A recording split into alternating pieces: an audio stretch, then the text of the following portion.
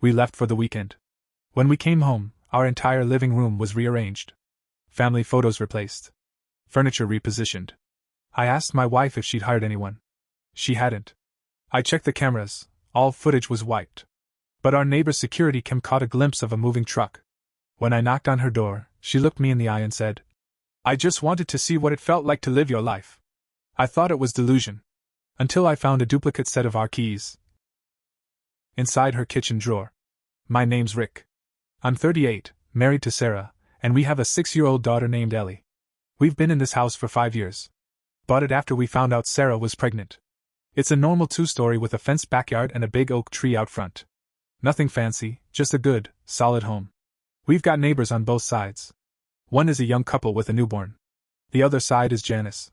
She's in her late 50s, maybe early 60s. Divorced, retired early, no kids around. She's always been friendly but a little off. The kind of woman who tells you too much when you didn't ask. She'd wave every morning, always made small talk, but something about her was heavy. That's the best word I can use. Heavy. Back in December, we decided to do a weekend trip to Estes Park. We needed a break. Sarah's job had been stressful, I'd been working long hours, and we thought a mountain cabin with no screens would do us good. We left Friday morning. Came back Sunday evening. The first red flag was the smell. Not bad, just different. Like someone else's candles had been burning. I stepped into the house first, holding the suitcase, and stopped cold. The living room was all wrong. Our brown sectional was pushed up against the wrong wall. It didn't even face the TV anymore. The coffee table that I built with my dad, solid oak, stained dark with little dents from Ellie learning to walk, was gone. In its place was some thin glass and metal thing. The rug underneath was unfamiliar. Lighter. Cheaper. "Sarah," I called out. "Did you redecorate?" She came in behind me with Ellie's overnight bag. She stopped. "What the hell?" I thought maybe we were robbed. But it didn't make sense. Robbers don't bring new furniture. They don't replace your stuff, they take it. We walked through the house room by room. Our framed family photos were missing. Instead, there were generic prints. Abstracts, flowers, a photo of some mountain we've never been to. The pictures Ellie had drawn were gone. In the kitchen, some of our utensils were swapped. A cheap new knife block was sitting on the counter. Our blender was gone. So was the ceramic bowl we kept fruit in. In the hallway, I noticed the thermostat had been changed. Not just the temperature, but the actual unit. Our Nest was gone. Replaced by a $30 Walmart digital thing. It was like someone had played house. Like someone moved in for a weekend and decided to make it theirs. But none of the important stuff was missing. Our documents were still in the filing cabinet. Laptops were there. Jewelry boxes untouched. TVs in place. It was like a weird redecoration, not a burglary. I checked the cameras. We had 3 inside, 2 outside. Everything records to a local drive, no cloud. I logged in. The feed stopped Friday at 3:18 p.m. All recordings from then until Sunday night were missing. Not corrupted. Not damaged. Deleted. Full factory reset. I checked the app. Someone had done the reset manually from the panel in the living room. Sarah was starting to freak out. "Do you think someone had a key?" That's when I remembered Janice. Last winter, she watched our house for a week while we were in Arizona. She brought in the mail, fed the dog. I had given her a key and the garage code. When we came back, I meant to change the code. I never did. I went outside and called our neighbor across the street, Alana. She and her husband have a Nest cam that faces our driveway. I asked if she could check the footage from Saturday. She called back 20 minutes later. "I didn't see anyone break in," she said slowly. "But there was a U-Haul in your driveway. Saturday morning? Stayed for about 2 hours. One person went in and out, but the camera didn't catch their face." I felt like I was going to throw up. I walked next door and knocked on Janice's door. She opened it after a few seconds. She looked calm. Too calm. "Hey, Rick," she said. I didn't smile. "Hey. Did you notice a U-Haul at our place Saturday?" She nodded. "I did. You didn't think that was strange?" She tilted her head and said the craziest thing I've ever heard. "I just wanted to see what it felt like to live your life." I stared at her, not even sure I heard her right. "What the hell does that mean?" She smiled again, but it didn't reach her eyes. I tried it on. "That's all." My voice cracked. "You went inside our house?" "I had keys," she said. "From last winter. You never changed the code." You stole our stuff. She shrugged. I didn't steal it. I moved it. I used your truck. I only took what I needed. I should have walked away, but I was too shocked. I asked, Where's our coffee table? The one I made? In my living room. She said, It looks better there. Then she shut the door. I called the cops. They came, wrote up a report, said they couldn't prove breaking and entering because she had keys and there was no forced entry. They said it was a civil matter. Sarah cried that night. We sent Ellie to her mom's house for the week. I stayed up until 4 a.m. reading about restraining orders and civil suits. The next morning, when Janice left for her walk, I went into her yard. I looked through the side window. There was my coffee table. There were our family photos on her wall.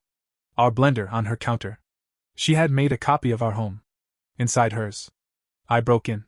I know it was wrong, but I needed proof. I took photos of everything. Sent them to the cops. This time, they listened. Sort of. She got a warning. They said if I pursued charges, I might face one too, for breaking and entering her house. No one wanted to deal with it. That's when I decided I would handle it myself. I started slow. I didn't tell Sarah what I planned. I knew she'd try to talk me out of it. She was still shaken, couldn't sleep, jumped at every sound. Ellie started asking why Mommy was crying so much. I couldn't let that go. First thing I did was change every lock. Garage, front, back, windows, even the damn shed. I replaced the security system too, whole new brand. No reused passwords. I also set up a hidden camera facing Janice's place. Just in case she tried anything again. But that wasn't enough. I needed her to feel what we felt. So I started watching her. Not in a creepy way, just close enough to see her routines. She walked every morning at 7:30, wore the same red windbreaker, carried a silver water bottle. Grocery runs were Tuesdays and Saturdays. She left her windows open when the weather was good. She still had my daughter's crayon drawings up in her hallway. She didn't even try to hide them. One night, I waited until she left for her walk. I slipped on gloves and a hoodie, walked around to her backyard, and left her gate unlatched. Nothing major. Just a test. 2 nights later, I did it again. This time I left her garden hose on, half buried in the dirt, slowly flooding her flower bed. She didn't even notice for a week. Next, I printed copies of the photos I'd taken inside her house, our stuff, our pictures, and mailed them to her in an unmarked envelope. No note. No return address. 3 days later, I saw her pacing her kitchen through the window. She looked nervous. Good. But I still wanted more. I needed her to understand what it felt like to have your life taken. Piece by piece. So I took something from her. Her windbreaker. One morning, when she was walking around the block, I let myself into her backyard and reached through the open laundry room window. The jacket was hanging on a hook inside. I pulled it out carefully. No noise. I took it home and folded it into a box. Taped the lid. Wrote a sticky note on top. How does it feel? Left it on her porch. That night, Sarah said, She's been watching us. I turned from the sink. What? She was parked in her car across the street. Lights off. Just sitting there. The next day, I called in a favor from a buddy who works private security. He helped me set up a tiny camera inside a birdhouse on our front lawn, aimed right at Janice's house. That's when we saw her. Coming over at night. She'd walk right up to our windows, hands on the glass. Just standing there. Watching. Once she even touched the doorknob, held it for a long time like she was thinking about trying it. Sarah broke down again. So I escalated. I waited until she went out one afternoon, then picked her lock. Yes, I know. But I needed more evidence. Inside, I took back what was mine, our blender, some kitchen utensils, even the framed family photo from her wall. I left a Polaroid in its place. A photo of her standing at our window the night before. Captioned, Try me again. After that, she filed a police report. But I had footage now. Video proof. I gave it to the cops before she could twist the story. That kept them off my back, for now. Still, no charges. Just warnings. Always warnings.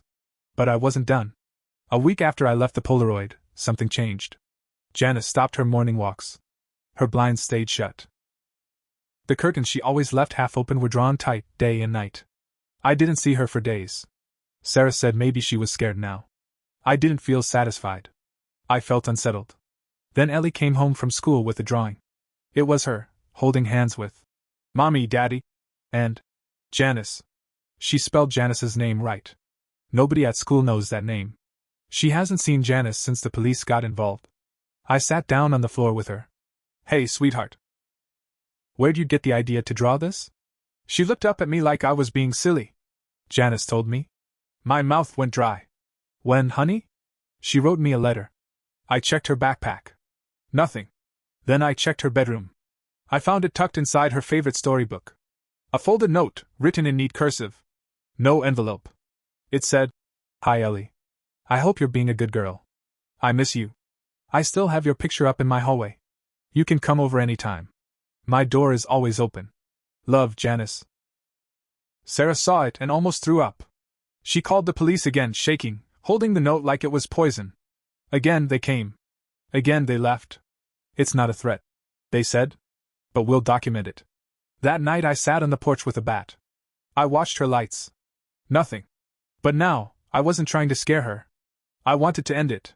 Next morning, I went to the U-Haul center. I rented the same size truck she used. Backed it into our driveway. Then I went to work, the kind of work I shouldn't be proud of. That afternoon, I backed the truck up to her house. In daylight. Broad daylight.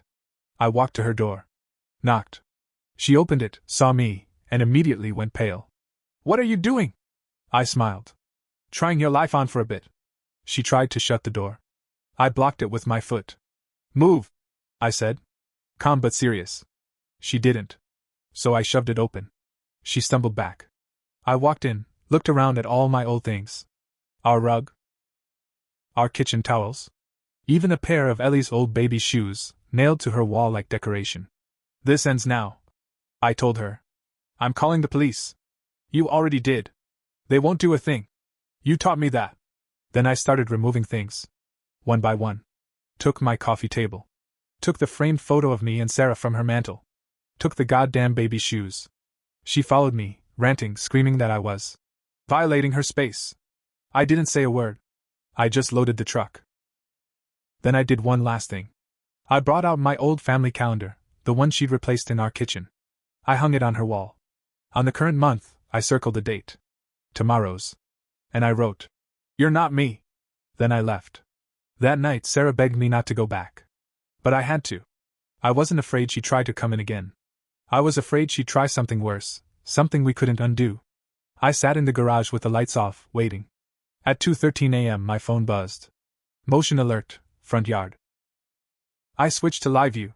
There she was. Janice. Dressed in black, no flashlight, just creeping through our flower bed. I watched her step up to the porch, same hand on the doorknob like always. Only this time, she wasn't just checking it. She pulled something from her pocket. A key. She still had another copy. I stepped outside before she could put it in. She jumped. Dropped the key. What the hell are you doing? I asked. Voice low, steady.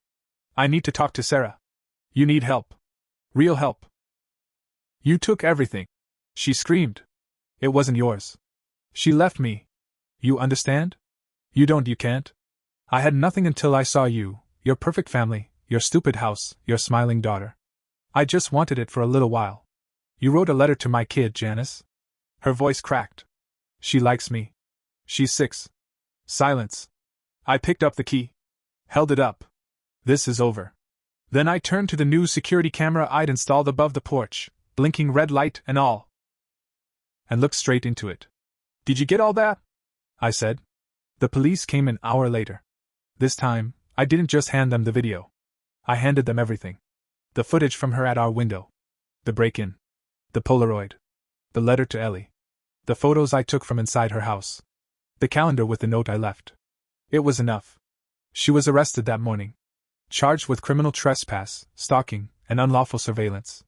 Turns out, she tried this before in a different town. But charges were dropped. Moved here after that. Quiet, low-key, slipped through the cracks. Not this time. But here's the part one haven't told anyone. When I was packing our stuff out of her house, the things she took, I found something else in her bedroom. A journal. Half of it was written like it was hers. About her job, her house, her thoughts. The other half? She wrote it like she was Sarah. I took Ellie to school today. Rick left early. I think he's stressed. I made lasagna. Page after page. She'd rewritten our life in her own words. And here's the part that messed me up. Some of it was real. Things we did.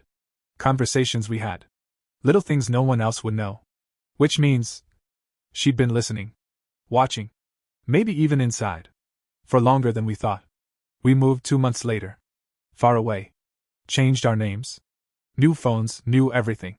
Sarah still flinches when the doorbell rings. As for me, I sometimes wonder if I made it worse.